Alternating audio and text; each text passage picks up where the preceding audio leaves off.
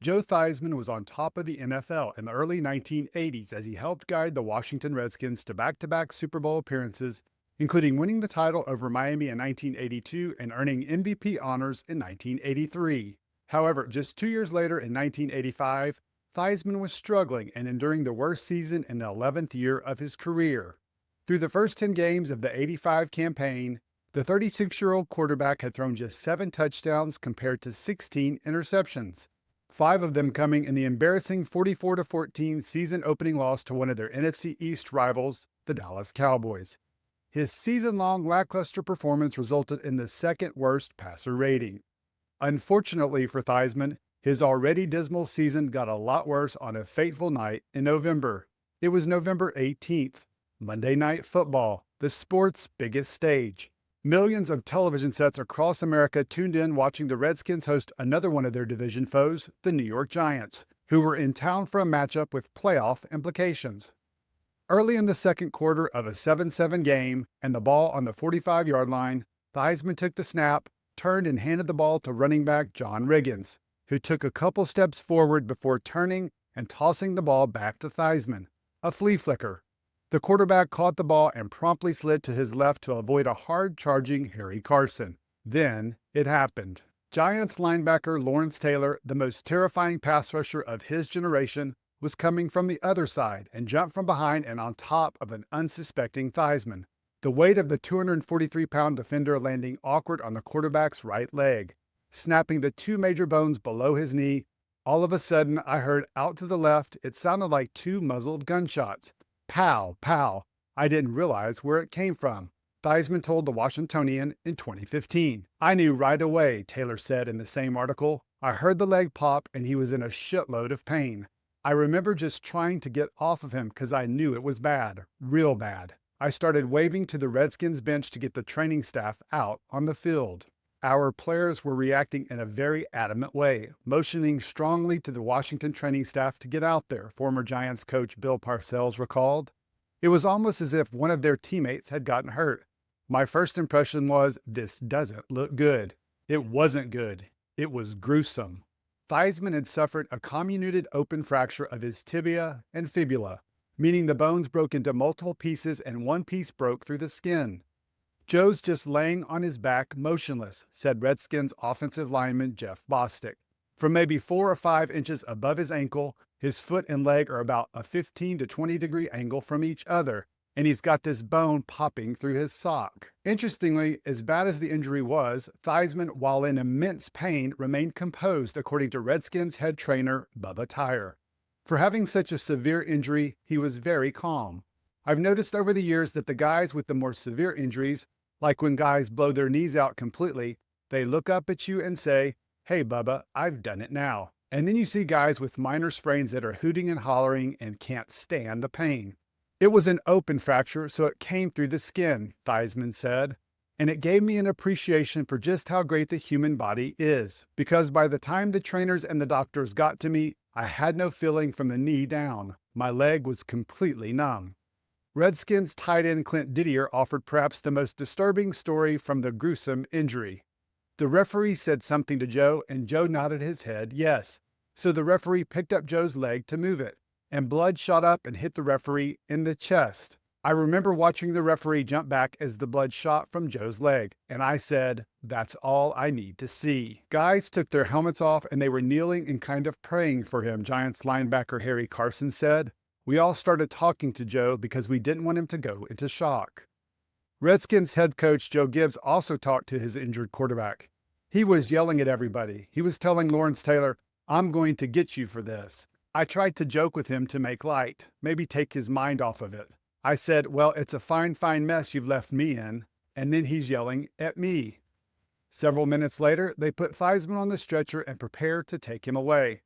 They started to carry him off the field, and Joe, being the cocky Joe that he could be on the field, he said, "Don't worry, guys, I'll be back," Carson recalled. And I said, "Joe, you might be back, but you won't be back tonight." At the time, Theismann was dating actress Kathy Lee Crosby. She was sitting up in the owner's suite, and of all people, former host of ABC's Nightline Ted Koppel helped her get to her boyfriend. My wife and I were in the Redskins owner's box as guests of Jack Kent Cooke. Kathy Lee Crosby was seated nearby, Koppel said. I was kind of looking around waiting for someone to get up and take Kathy Lee downstairs, and nobody did. The replacement quarterback was in, and the focus was on the game, not on Joe and Kathy Lee. So I just went over to her and said, "Would you like me to take you downstairs? I'm sure they're putting Joe in an ambulance and you'll probably want to go with him." And she did. I rode in the back with Joe to the hospital, Crosby recalled. Along the way, I joked to him, "Well, it looks like your punting career is over." After an operation to clean and stabilize the injury, Theismann stayed in the hospital that night with Crosby in a bed next to him. And then the next morning, he received a surprise call. My nurse comes in and says, "Mr. Theismann, Mr. Taylor is on the phone. Would you like to speak to him?" I said, "Give me the phone. LT, is that you?" He says, "Yeah, Joe. How you doing?" I said, "Not very well." He says, "Why?" I said, "Well, you broke both bones in my leg, for crying out loud." He said, "Joe, you've got to understand something. I don't do things halfway." The injury was big news, especially since Theismann, who had started the last 71 games for the team, would be in a cast for 3 months and miss the rest of the season. Turns out it was much worse. In July 1986, 8 months after he suffered that devastating hit from Taylor, Theismann failed a physical and the Redskins released him. His career was over. But that fateful night in November 1985 lives on. The incident was referenced in a 1991 episode of The Simpsons. After being interrupted by Marge while watching football's greatest injuries, Homer exclaimed, "Oh great, you made me miss Joe Theismann." In 2002, ESPN polled its audience for the 10 most shocking moments in football history. Readers ranked the Taylor Theismann sack as the biggest shocker ahead of O.J. Simpson's arrest for murder. That play was also a pivotal moment in inspiring the hit movie The Blind Side. Taylor was the first real edge pass rusher to consistently threaten the quarterback's blind side, said the Blind Side author Michael Lewis. After his arrival, NFL teams had to invest more money in the left tackle because they needed to protect quarterbacks, most of whom are right-handed, from being hit from behind. People all over the NFL brought that play up. They were like, "Have you seen Joe Theismann's leg get broken by Lawrence Taylor? That's our most valuable asset, and it just got crunched." It really affected the way the NFL thought about that position. So I made that play the opening scene in my book, The Blind Side, about Michael Orr and the left tackle position. A Simpsons episode and a movie were inspired by that ugly injury in 1985. But one of the most inspiring stories from that Taylor Theismann incident came from Redskins defensive end Dexter Manley. "When I saw Joe Theismann go down, I was filled with trepidation," Manley said.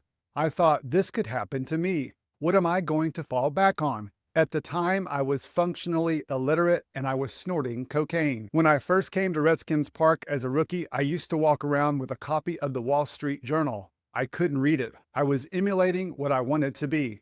It took me a long time to learn the plays, and if the coaches implemented something new, they would have to do a walkthrough with me so I could learn it. Watching Joe Theismann go down, it made me realize I needed help. After the season, I checked into a rehabilitation program, and that winter I began taking reading classes at the Lab School of Washington. When the staff told me I was on a second grade reading level, I just cried and cried. But I studied at the Lab School from 1986 to 1991, and I continued taking classes when I left the Redskins. Now I can read the Washington Post. I have a job, and as of June 17th, I've been 9 years clean from drugs. If it wasn't for Joe Theismann, I would have never addressed my issues. I'm sorry he had that injury, but it brought on a whole new horizon for me." That was Manley in 2015. In 2025, he celebrated 20 years of sobriety and is actively involved in helping children in the D.C. area with reading disabilities through the Dexter and Lydia Manley Foundation. Taylor, who was inducted into the Hall of Fame in 1999, is now 66 and active on social media. One of his most recent public appearances was late in 2024 on the Manningcast with Bill Belichick. Theismann, who is now 76, is still involved in his D.C. restaurant and serves as a motivational speaker. And you can be sure every time he talks to an audience, the events of November 18, 1985 are an integral part of the conversation.